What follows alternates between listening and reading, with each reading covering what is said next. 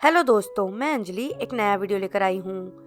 आज हम बात करने जा रहे हैं एक ऐसे टॉपिक पर जो कई बार मुझसे पूछा गया है और वो है कि जिस तरह सर नियरली हेडलेस निक, फेयर लेडी या ब्लडी बैरन या तक कि मोर्निंग मार्टल जैसे लोग घोस्ट बनकर वापस आए, तो जेम्स या लिली या डंबलडोर, खासकर वोल्डेमॉर्ट, वापस घोस्ट बनकर क्यों नहीं आए। तो इसका जवाब है कि विजिटिंग वर्ल्ड में कोई भी विजिट या विच घोस्ट कैसे बनते हैं, इस बारे में हम पहले ही एक वीडियो में बात कर चुके हैं, जिसका लिंक मैंने डिस्क्रिप्शन बॉक्स में दे दिया है, जिसमें हमने हॉगवर्ट्स के सभी घोस्ट की बात की थी। उसमें हमें दो इम्पोर्टेंट बात पता चली थी। पहली, कि जो विज़र्ड या विच आगे नहीं जाना चाहते और इसी दुनिया में रहना चाहते हैं, वो घोस्ट बनते हैं। और दूसरा, ये डिसीजन उसे लिम्बो स्टेज पर करना होता है, क्योंकि अगर वो विज़र्ड या विच एक बार आगे नहीं गए तो अपने छोड़े गए अंश के सहारे वो भूत बनकर इसी दुनिया में अनंत काल तक के लिए रह जाएंगे। जैसे सर नियरली हेडलेस निक 500 साल पहले मरा था और अब तक घोस्ट था। इसलिए डंबलडोर की लैंग्वेज में बोले तो कोई भी सही दिमाग वाला इंसान मौत को न्यू एडवेंचर की तरह लेता है और मूव ऑन कर जाता है और इस दुनिया से चला जाता है। इसलिए डंबलडोर, लिली, जेम्स, स्नेप या कोई भी विज़र्ड या विच जिसका कोई अधूरा काम या गुस्सा या मकसद अगर जीते जी पूरा हो गया हो, वो आगे जाना चुनता है और घोस्ट बनकर नहीं रहता। इसलिए ये सभी घोस्ट बनकर नहीं आए।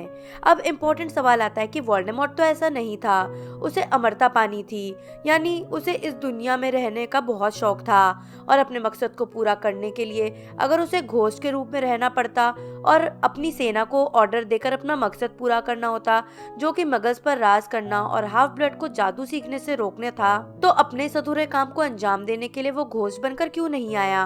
वो आगे क्यों चला गया? वो तो कई सालों तक घोस्ट से भी ज्यादा बुरी हालत में रहा था, फिर वो मरने के बाद वापस क्यों नहीं आया? तो इसका जवाब जानने के लिए हमें इस सवाल का जवाब जानना होगा कि घोस्ट बनकर कौन वापस आता है।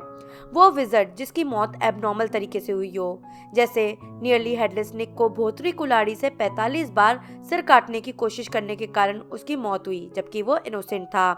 फेयर लेडी की हत्या हुई, ब्लडी बैरन ने सुसाइड किया, सारी ही मौत अननेचुरल थी। और इन मौत के पहले या उस समय या तो उस विज़र्ड को गहरा पश्चाताप था, या इस दुनिया को छोड़ने से डर लगता था, या वो आगे नहीं जाना चाहता था। इसलिए जब वो लिम्बो में गया, यानी जहां हैरी भी पहुंचा था और उसके पास ऑप्शन आया था कि वो आगे जाना चाहता है या नहीं, इन विज़र्ड के पास भी ऑप्शन आया और उनकी आत्मा ने इसी दुनिया में रहना चुना।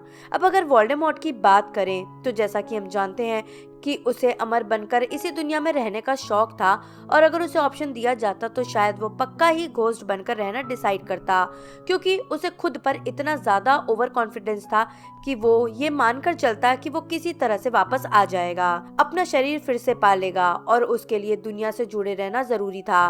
पर वोल्डेमॉर्ट के पास ये ऑप्शन आया ही नहीं, और उसके पीछे कारण है उसके हॉक्राक्सेस।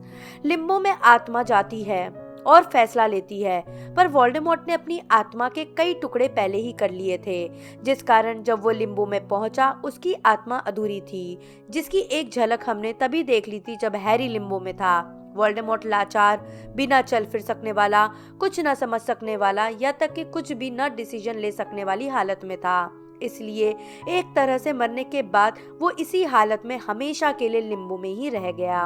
ना तो वो आगे जा सकता था और ना ही वापस आ सकता था।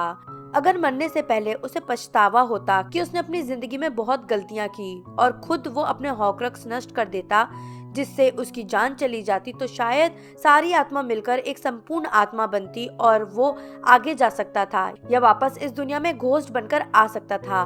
पर हर हॉक्राक्स खत्म होने पर वो हॉक्राक्स वाली आत्मा जब जब लिम्बो में पहुंची, वो ऐसी ही हालत में पहुंची, क्योंकि सभी आत्मा के टुकड़े थे, पूरी आत्मा कोई सी भी नहीं थी। इसलिए सभी टुकड़े लिम्बो में ही रह गए, और यही कारण है कि वोल्डेमॉर्ट घोस्ट बनकर वापस नहीं आया।